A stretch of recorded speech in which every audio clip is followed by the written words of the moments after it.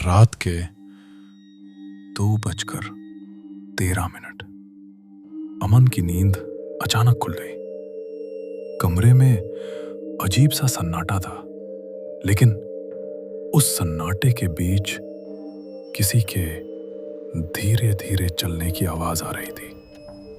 टक टक। अमन ने घड़ी की तरफ देखा।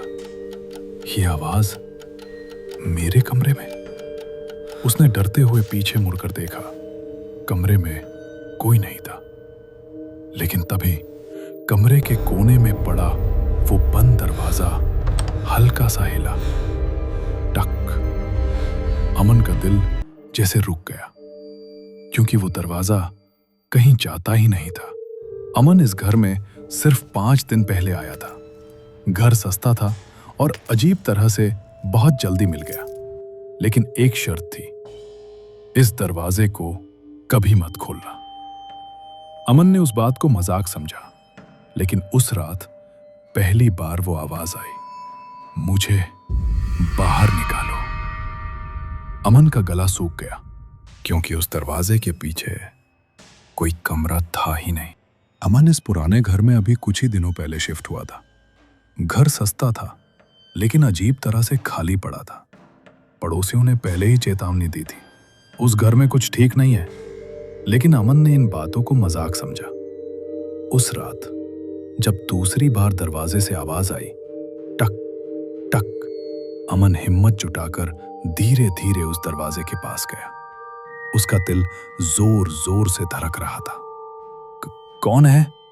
कुछ सेकंड तक सन्नाटा रहा, फिर अंदर से बहुत धीमी आवाज आई, मुझे बाहर निकालो। अमन का शरीर ठंडा पड़ गया। अगले दिन अमन ने पड़ोस की एक बूढ़ी औरत से पूछा। वो डर गई, धीरे से बोली, इस घर में पहले एक लड़का रहता था, नाम था रवि। वो भी उस दरवाजे के पीछे गया था, फिर कभी वापस नहीं आया, लेकिन रात में उसकी आवाज आती थी। अब हर रात वो आवाज और साफ होने लगी, अमन मुझे बाहर निकालो। इस बार आवाज ने उसका नाम लिया। अमन का दिमाग सुन्न हो गया।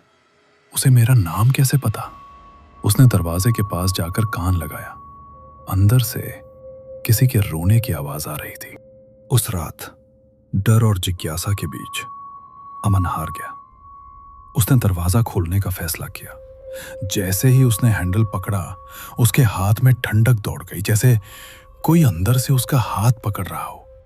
दरवाजा धीरे धीरे खुला। अंदर एक अंधेरा कमरा था। दीवारों पर खरोंच के निशान और फर्श पर किसी को घसीटने के निशान। बीच में एक कुर्सी और उस पर बैठा हुआ रवि। रवि ने धीरे धीरे सिर उठाया। उसकी आंखें काली थी। तू आ गया। अमन पीछे हट गया। तू यहां कैसे? रवि हंसा। जैसे तू आया है, वैसे ही मैं भी आया था। ये कमरा बाहर नहीं जाने देता, ये लोगों को बदल देता है। अचानक दरवाजा अपने आप बंद हो गया। अमन चिल्लाया, मुझे बाहर जाने दो।